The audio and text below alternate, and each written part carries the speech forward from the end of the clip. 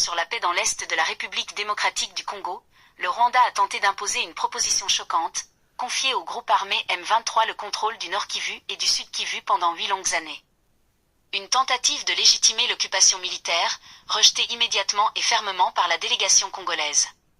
Ce refus a provoqué une crise de colère de Vincent Biruta, qui s'est levé pour quitter la salle, jusqu'à ce qu'un représentant américain le recadre brutalement avec une phrase qui restera dans les annales.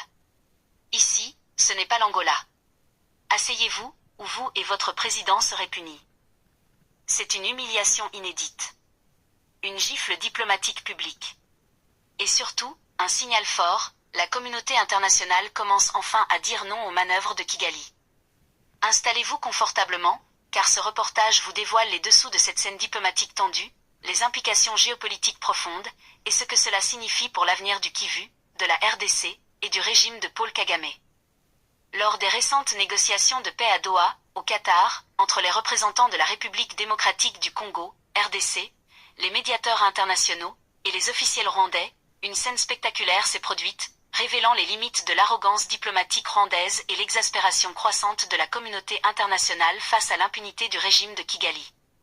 Alors que la réunion avançait dans un climat tendu mais protocolaire, les représentants rwandais, dirigés par le ex-ministre des Affaires étrangères Vincent Biruta, ont proposé une exigence qui a choqué l'ensemble de la table, accorder au groupe terroriste M23 un mandat de 8, émoticône, n'en croyant pas ses yeux annés pour contrôler militairement les provinces du Nord Kivu et du Sud Kivu, au nom d'une stabilité garantie par la coopération régionale.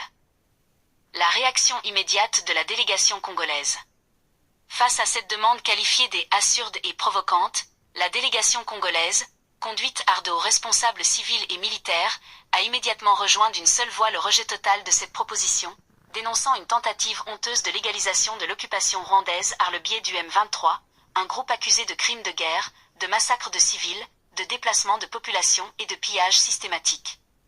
Un diplomate congolais présent à la table aurait déclaré avec fermeté: le Kivu ne sera jamais concédé à des mercenaires déguisés. Pas une seule seconde, et encore moins pour 8 années. Biruta perd son sang-froid, une scène de tension. C'est à ce moment précis que Vincent Biruta, furieux face au rejet sans appel, se serait levé brutalement, prêt à quitter la salle, menaçant de suspendre la participation du Rwanda aux discussions. Un geste de défi visible, symbole du mépris habituel du régime de Kigali pour les processus multilatéraux qui ne lui sont pas favorables. Mais avant qu'il ne franchisse la porte, le représentant spécial des États-Unis, Massad Boulos, s'est interposé verbalement, dans un ton sec et direct.